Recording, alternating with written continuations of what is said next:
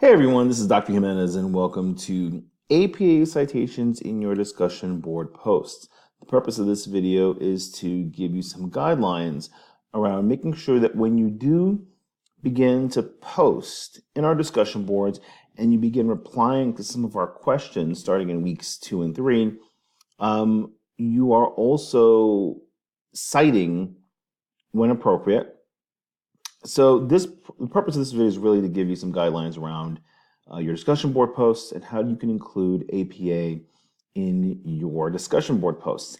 Now, for those of you that are new to APA, don't worry. I don't expect you to be perfect at this. This is really getting you acclimated to the use of APA. This video is really meant to just show you some guidelines, but there are a slew of resources in the reference folder that can be found on our Blackboard course site, specifically in the content folder and in the reference section. There's a slew of APA resources. Take a look at those throughout these first few weeks and throughout the semester to help you as you get familiar with APA. So let's talk about what to expect when it comes to your discussion board posts. Well, first and foremost, the obvious piece is when you are replying to a discussion board post, the most obvious thing that you should do is answer the question. Stay on topic. Don't go on and on about different things. If the question is, for example, what are your thoughts on educational technology in the classroom? Answer the question. Stay on topic. Make sure that regardless of how you go about it, you are answering the question at the end of the day. But it's not just enough to answer the question. It's not enough to give responses that are substantive, right? You want to also make sure that you are not plagiarizing the works of others. You are not sharing or posting ideas as your own that really belong to others. And we do that by using APA citation methods. So you're going to cite your resources when appropriate. Now, for week 1, you're not going to do this because in week 1, I'm asking you to tell me a little bit about yourself and to talk a little bit about your experiences in using Flipgrid. But starting in week 2 and 3, we're going to get into some of the literature. And when you start referencing the literature, it's important for you to give the proper citation and to make those notations in your discussion board posts. I also look at the discussion board post as a place for you to practice your APA. And even if you get it wrong, that's okay. At least show the attempt. Show me that you're at least making progress, because over time you will begin to gain familiarity with it. And that's all I can ask for in this case. So what we're going to talk about is how to cite your resources. Specifically, there's 2 types or 2 elements that need to be addressed. There's what we call the inline citation and the reference section. So let's talk a little bit about the inline citation. What does that mean? Inline citation simply just means that within the sentence that you want to give credit that you are using in your post, this sentence can be, for example, an idea, a thought, something that you read from one of our authors. The inline citation simply means that I'm going to give credit to this author by making that notation in the sentence, in line within the sentence, right? So there's 2 kinds of inline citations. There's what we call the signal phrase, which usually means you have this little citation at the very beginning of a sentence. And it's usually in the format of the author followed by the year in parentheses. Now, if you have more than one author, you'll list, again, just the last names. This is the key thing. In APA, you do not include first names, just the last names in these citation or in these inline citations. You're just including the last names and the year for the most part. But I want you to notice the formatting. So you have the last name with the year surrounded in parentheses. Same thing here when you have more than one author. And I'm not going to get into all the specifics of all the variations that exist between multiple different authors, organizations as authors. These are things that you can learn more about by going to the apa.org site, the Purdue OWL, or just purchasing a 6th edition version of the APA formatting manual. Or more importantly, take a look at the resources that we have in the reference section of our content folder in our Blackboard course site. There's a whole slew of videos and resources on APA. You should take a look at those and get familiar with them. The one thing that I should note here, though, in the signal phrase is that the signal phrase is always at the beginning, and the beginning will always include the author and the year. But in cases where you have direct quotes, such as in this one, where Ploss, Mayer, and Cochran noted how games are educational and can have cognitive benefits. This is a direct quote that was taken from one of their works. So when you include a direct quote, you must also include the page number. And the page number goes at the very end when using the signal phrase. The other thing that I want you to note is that the entire sentence is structured when you're using the signal phrase where, again, the citation is always at the beginning, author, last name, and year is always first, and if there is a page number, it's always included at the end, followed by a period. The period isn't just part of the sentence, it just means this entire thing is being referenced and we're giving credit to the author. This entire idea that you see here is coming from these authors, from this year, from this page. Now, in addition to the signal phrase, you might see what's called the parenthetical. Now, the parenthetical itself simply just means that you're going to post the citation at the end of the sentence. So in this first example, we have our long sentence here. Educational technology is a continuously evolving field. There are always new apps and tools to discover. And what we have here in the parenthetical is the author followed by the year, or author, comma, year. And notice how this entire citation is in parentheses, hence why it's called the parenthetical, because it's within parentheses. But you'll note again that the period appears at the end. The period always is at the end. If you put the period after the word discovery and then put your citation, this citation would be incorrect. The period closes off the entire idea and any citations that are related to it.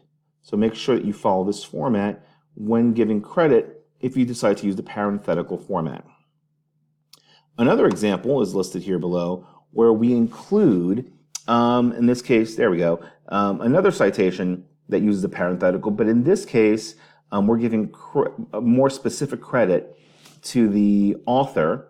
In this case, we're including a page number. Now, what some of you will read in the 6th and now the recently launched 7th edition is you will see that some of the preferred or the recommended structure that you should follow is the author, comma, year, comma, the page number. This is especially used when you have a direct quote, but there are cases where it is recommended that you include the page number to make it easier for somebody who's reading your post or your article to figure out where exactly can you find this idea or concept. But again, the point of the parenthetical is that it appears always at the end with a period at the end, and it should follow, again, the same format, author, last name, comma, year, and if applicable, the page number. Now, the inline citation is just one piece of it. The other piece that we talked about is the reference. Now, the reference is something that always goes at the end of every single one of your posts. Now, in this case, I have here an example from a book, and I have one from an online article. This is going to take a little bit more practice over time. There are quite a few citation generators that are out there. You can also look at our library. Our online library, some of the databases will give you the citation formats in APA, although sometimes there's errors, there may not be, all the information may not be there, but the point is the reference section always appears at the end of your discussion because the reference is going to tell me exactly where to find it. What's the name of the publication, were there any additions, who published it, the authors, etc. And this is important information that you should always include in your discussion board posts, especially when giving references. Now, this is important to note because when it comes to these items, they're not just, you can't just use one or the other. They go together. It's kind of like ham and cheese, Lucy and Ethel, for those of you that know the reference. McDonald's hamburgers and fries, whatever combination you want to think of, inline citations and references always go together. You have to include both when properly citing. If you include one but not the other, it is not correct. So the only time that it's going to be correct for you is when you include inline citations and references. So to give you an example of what this looks like, let's show you this example. I'm just going to move my little video here towards the bottom. There we go. Sorry about that. In this example, we have Cochrane, 2016, which is our inline citation, said the following. And here we have our big quote followed by the page number and a period at the end. Notice the page number is in parentheses. And then you have the reference section listed below. This is correct because there's an inline citation and you have the corresponding reference included. If you include an inline citation, there should be a corresponding reference at the bottom of your post, period. If, however, you decide to include one but not the other, like for example, if you include a inline citation but no reference, it's wrong. If you include a reference but no inline citation, it's also wrong. So I want to make this very clear because, again, these are things that you're going to practice and learn about over time. Now, when in doubt, cite and cite again. Think of our discussion board posts as a place for you to practice. I want you to practice. I want you to get it wrong. Better to get it wrong and practice doing it while you then eventually learn and figure out how to do it right. Because this is going to help you, especially when we get to project 2, and in some cases even project 1, and definitely project 3, where you will have to include inline citations. The more you do this, the more comfortable you will become at it. And it's important for you to start practicing now. Think of the discussion boards as your practice zone. Because if you make a mistake, it's okay. Keep doing it. The more you do it, the better you'll be at it. Make sure that you also continue to use resources such as the Purdue OWL, APA.org. You can look at our New Jersey City University library references. They also do have some APA citation guidelines.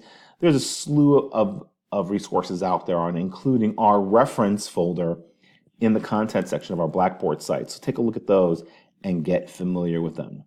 Again, for now, for week 1, you don't have to do any citations because I'm just asking you to talk about your experiences. But in week 2 and 3, this is where we're going to start really ramping up. And week 3 is when I'll start pointing out very specifically if I see certain errors or mistakes. But again, look at it as an opportunity to enhance your understanding of APA. Believe me, this will go a long way in helping you, especially when you get to the thesis towards the end of your time in the program. So with that, if you have any questions, email me, contact me. The best way to email me is always to use the email function in our Blackboard course site, and I will do my best to respond to you within 24 hours. If you have to email me outside of Blackboard, this is the email address, so it's available to you as well. Either way, if you have any questions, email me, let me know. We'll go from there. Thanks, everyone. Enjoy the rest of your day.